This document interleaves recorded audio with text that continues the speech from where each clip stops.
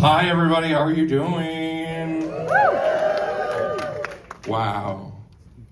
The first ever film with transgender people in it. This is such a historic day.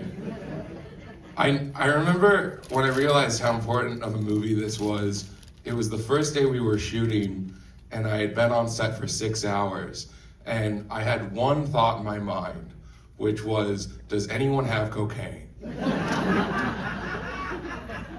And then 3 months later I got sober and I realized we were making a film about the SNL character Pat. I was pretty excited about it. I love Pat because Pat is a person that's a lot like me, a trans person who sucks. A trans person who is annoying and asks a lot of their loved ones constantly. But I think that's true. I think that we've experienced the last handful of years where trans people have tried to get our acceptance by being nice, being accessible, being the kind of person that you would be comfortable with, babysitting your kids or whatever. I think we should start killing kids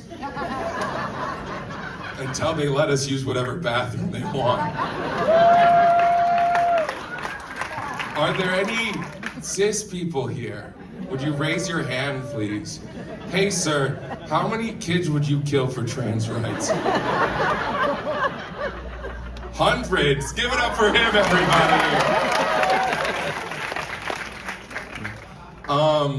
Folks, I'll leave you in a sec, but I did just want to talk a little bit about my own transition. When I came out, my mom was pretty supportive, except for one thing. She was really upset that I changed my name. She was like, I gave you a good name. Why would you take away the name that I gave you? That was so beautiful and so wonderful and so full of divine beauty.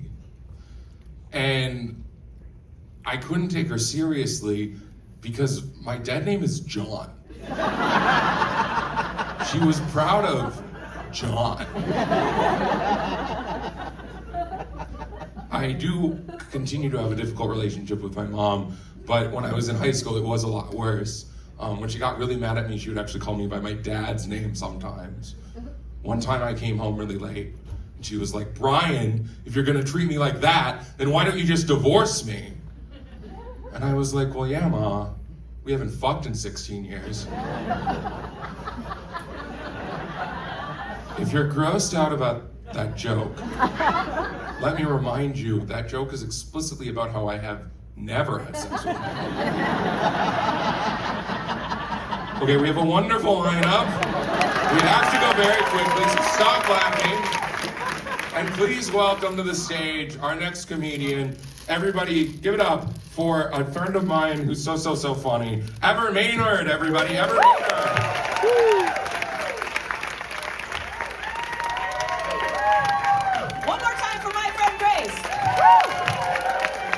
So nice. Can we give it up?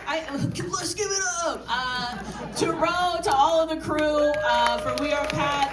They deserve some applause. Julia is here. Nobody's gonna applause for Julia? How was that? Julia is here. Everyone got quiet. Okay. Sorry, dog. Whew. All right, let's get into it. I got 3.5 minutes left. Can I do anything? I'm so tired. I'm too tired for this. Also, I just started testosterone. Yeah, where are my T-heads at? Bros, make some noise.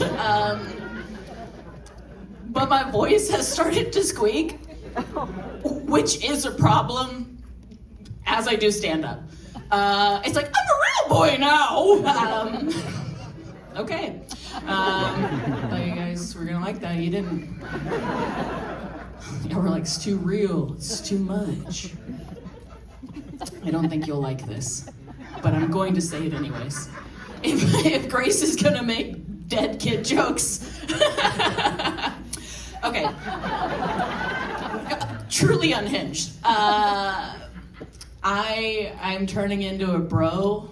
I've discovered, which was not a good feeling, to look in the mirror and be like, you're part of the problem. I was like, oh no. I'm turning into such a bro that I call myself a faggot when I masturbate.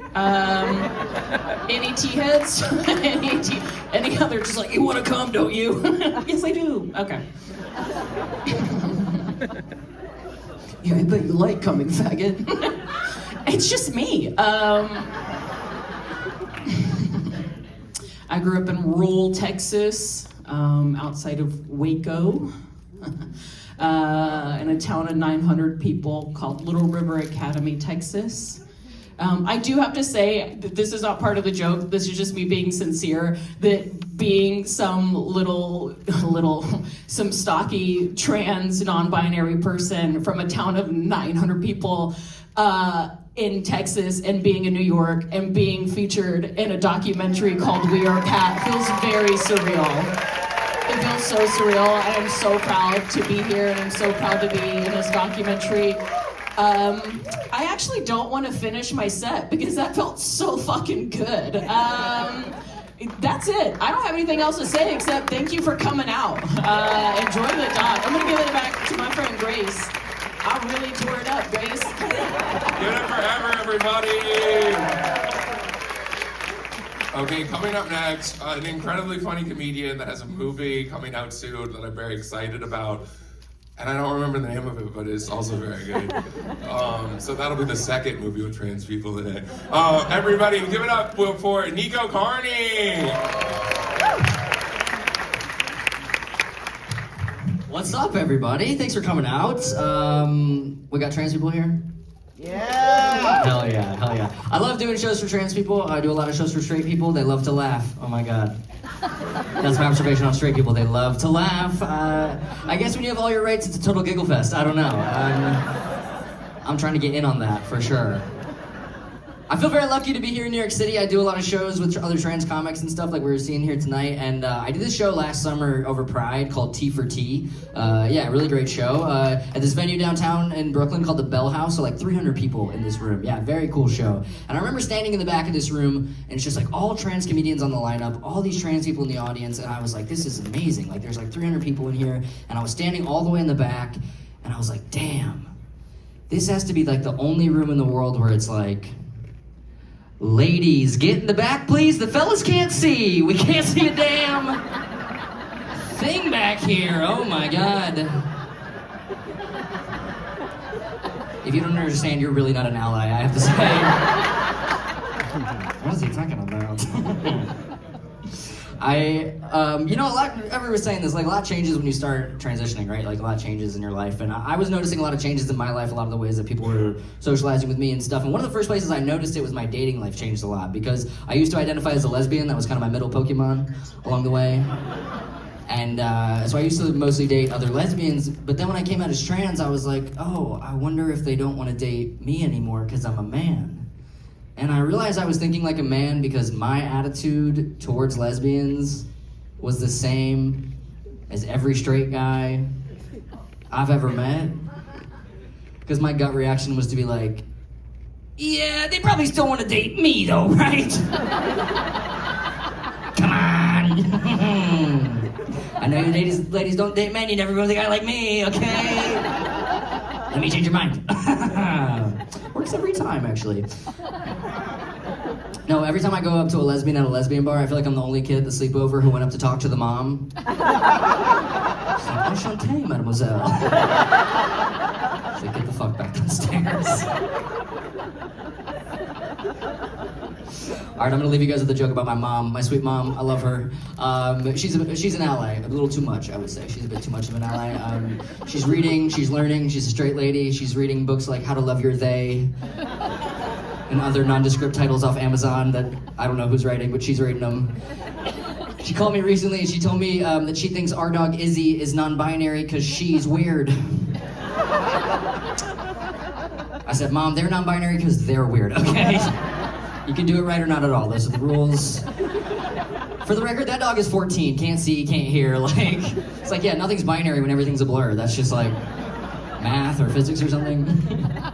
No, she's too much of an ally, for sure. She's too much of an ally. She's, my mom's in her 50s now, so she's going through menopause, so her doctor has recommended for some of the symptoms she's feeling that she could start taking these testosterone pellets. So she called me to let me know that we're on the same meds. I was like, no, Mom, that's great. I'm so happy to know my community is Elliot Page and women who do Zumba. That's awesome. Next time you're short on meds, swing by a jazzercise class, fellas. All right. This is going to be a great film. Keep it going for the rest of the show.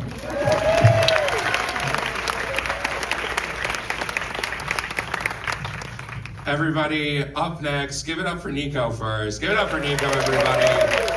And I'm just so excited because our next comedian is, I think, one of the funniest people to ever live. Give it up for Robin Tran, everyone.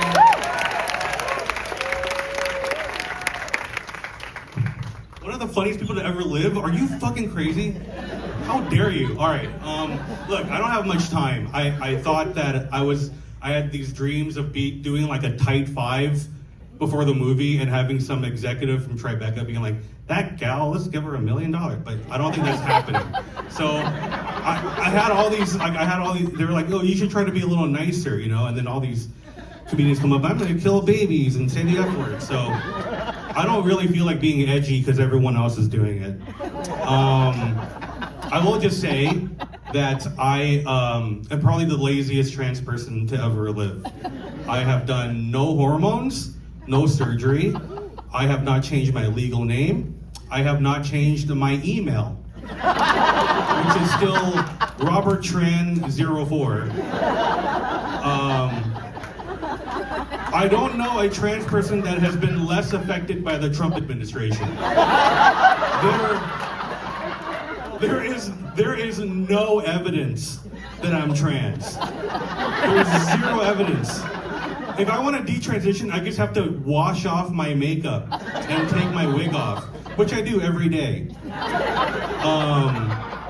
That's how little I care. This is how lazy I am. When I came out, it was 2015. And there was a little time where it was like, oh, if you say you're a woman, you're a woman, and you don't have to do any work. And I'm like, are you sure? That's how it was. I got into that little sweet spot where you were allowed to just. I got grandfathered in to just being this lazy. All right, look. Just to give you the premises of the jokes I was going to do that I don't feel is appropriate, I was going to talk about the Vietnam War and about how Jesus is a liberal and God is a Republican. But you're only going to hear the premise and that's it. So if you want to watch more, you got to look up my stand-up. One more thing I got to say is I am very nervous about this because I don't know what I say in it. I don't know how much of it that I'm in. I did like a 3-hour interview for the Netflix Outstanding documentary, and I was in it for 6 seconds. You understand? So I'm very nervous. I am gonna go back I'm sitting in the back corner, and like no one sit next to me, okay? Because I don't know. And all right, well, I hope that some executives saw the charisma.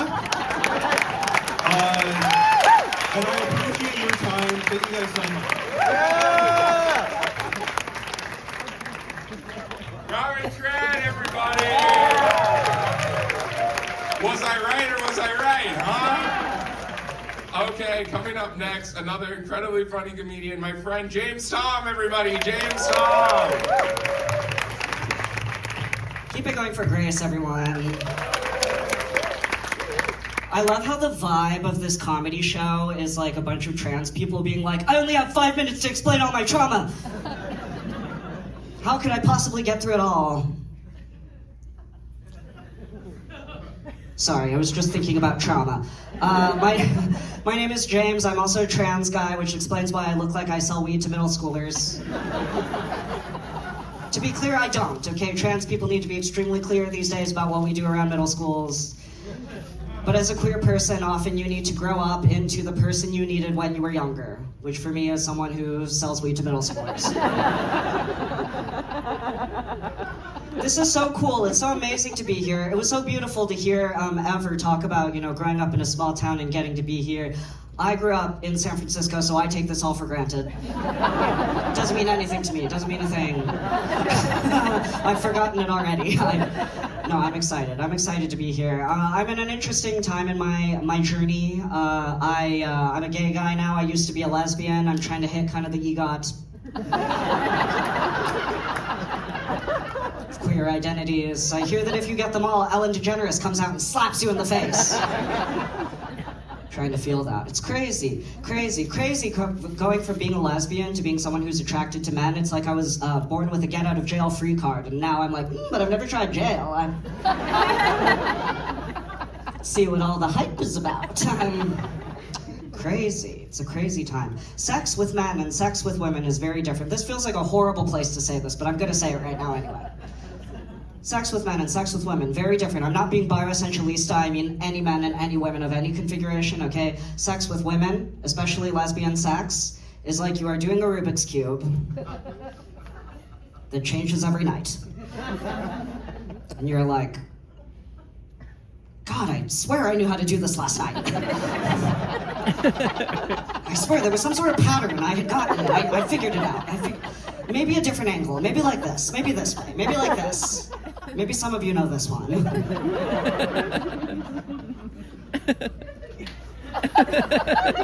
And then you finally get it and you're like, yes, yes, yes! You guys are not acting like you've given a lot of women orgasms. In this room, audience of We Are Pat. Sex with men, and especially gay sex, is like you are doing a two-piece puzzle. And like, there's not a lot of different ways for this to go. Not a lot of things. It's crazy, crazy. I want to get out of here, but I'm like, what is one last, like, disgusting piece of oversharing I can give? Oh, I want to say, by the way, Grace, I love that your child-killing plan for trans people's rights is essentially just to make trans people into, like, Pennywise the Clown from It. Okay, no Pennywise heads in the house. I made it weird. I'm making it weird. I'm making it weird. Okay. Here's one last thing I can say. I love movies. I've seen a few movies. I watch a little pornography. You guys ever do this? Audience of We Are Pat? You watch a little pornography? Thank you, 3 honest people. The rest of you not ready. That's okay. That's okay. I've seen a lot of porn in my life, and so I've had to develop very specific tastes. I like very specific, particular things. For example, I like stepmom porn. Thank you! Stepsister. Stepmom porn is hot because someone's dad is being disrespected. I watch a lot of things. I like a lot of particular, specific things. I like roadhead videos. Is this the empowering trans representation you came here to see today? I like roadhead videos. Roadhead, of course, New Yorkers, is the act of... Maybe some people don't know. Maybe some people don't know. Roadhead, of course, is the act of receiving oral sex, usually fellatio, while driving a car. Yes, the axis where pleasure meets death. Dysphoria for me feels like knowing I will never get roadhead. Because I can't drive. That's enough. Keep it going for Grace and everybody who's seen so far. And for the film. James Tom, everyone, James Tom. We have one more comedian this evening, but I would like to say, when I threw out there that maybe we should kill babies to get trans rights, that wasn't a plan. It was just the start of a conversation. All right, everyone, our last comedian of the evening. Everybody give it up for Future Con!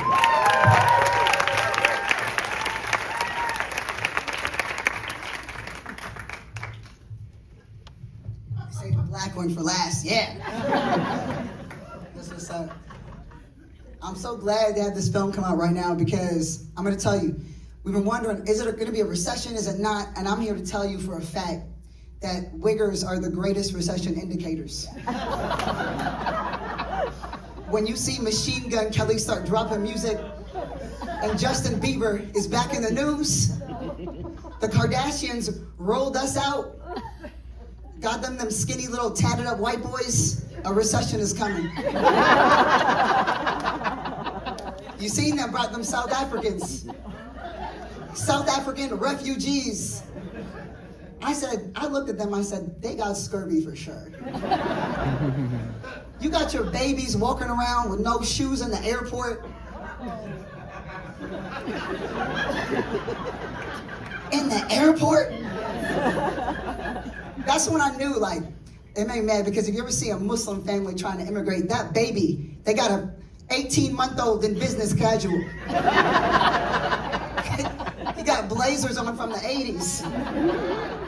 You got a 3-year-old carrying a briefcase for their engineering plans. I'm so mad about that, because I'm like, you are the generations that came from apartheid. You were on the side that you're mad at black people, you should be mad at your parents. They fumbled the bag. How do you fumble a bag that's literally just handed to you? We're not getting the best whites is what I'm saying.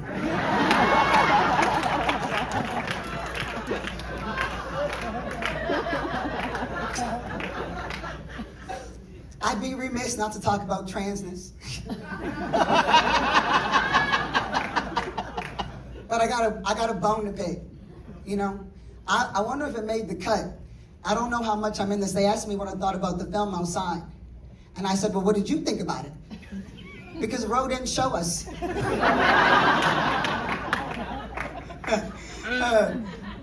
I do feel some kind of way though, because, you know, I see my homies over there. Everybody's on their little transition journey. I've been on testosterone for 4 years. Look how pretty I am. I'm furious. I thought I was gonna look like a Jamal. I was gonna have a beautiful beard. There's no beard. You know where I got hair? On my asshole. Fucked around and I got a whole Allahu Akbar asshole going on. And I'm mad about it every day. That's why patriarchy is so pernicious and evil, because they just got hairy assholes. Sweating all the time, just nasty. Somebody said it can't make that much of a difference. I said, you pour fudge on grass and see if that's easy. They're nasty. I don't know what's wrong with me. Look. I am mad, because here's the thing. I'm non-consensually non-binary.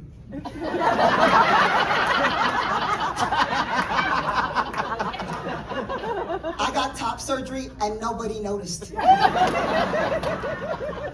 There was no party, no GoFundMe.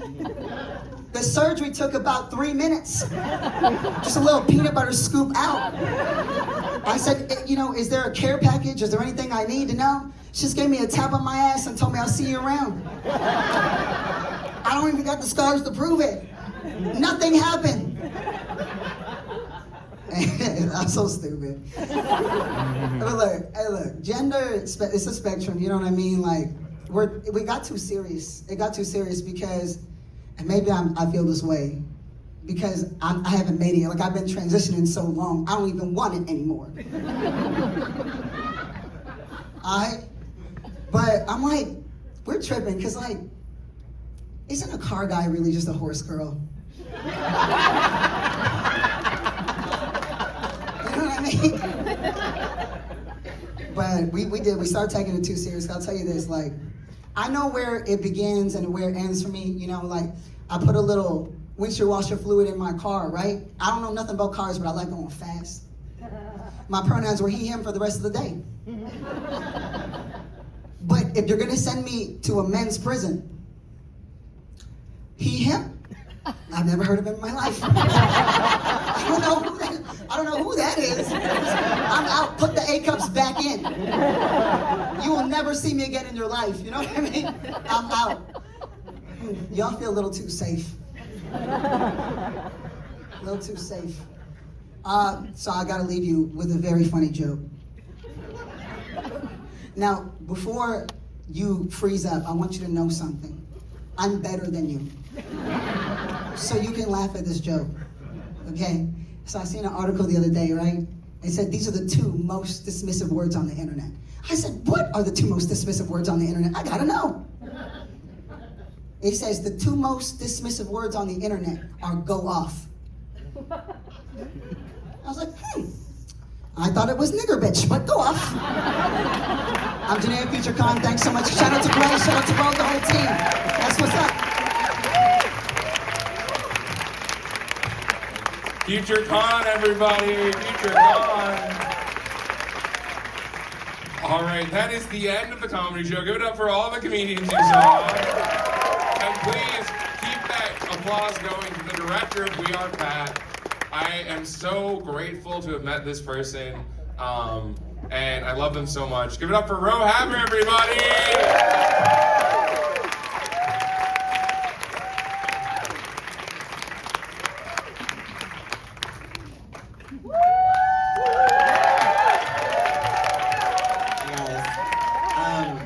Aren't they amazing? Like, what? You wonder why I made this movie, and then you just see the comics, and you're like, okay. I am so excited for you all to be here and to witness Pat in their full glory. Yes, I just gendered Pat as a they, them. You can get me later for that. But yeah, this has been a long time in the making, and it is a labor of love, and everyone on my crew, actually, can everyone who worked on the movie just like raise your hand real quick? Look at all these beautiful humans. Thank you guys. I had the most beautiful crew, I swear. It was a blast making this film. I really hope you enjoy it, but before I let you watch the film, there are 2 very important things that my publicist told me to do. Okay, so one is, we gave you guys some glasses. They're not these glasses. These are the glasses that I get to wear because I'm a director, but you all have the We Are Pat glasses. So on the side of those glasses is our Instagram, which is We Are Pat Doc. Please follow that at some point if you like social media, and if you're off social media, good for you. And then the second thing is, could we get a picture of everyone with the Pat glasses? Is that possible? Okay, thank you. I appreciate that. All right. Here comes Chris. I'll put my glasses on too, just for you guys. Here, put mine on.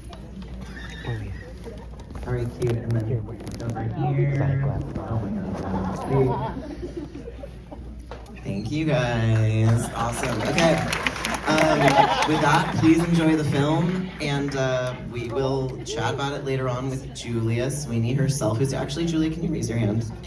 Julia, who played Pat, is here. So after the film, we will chat, and without further ado, this is We Are Pat.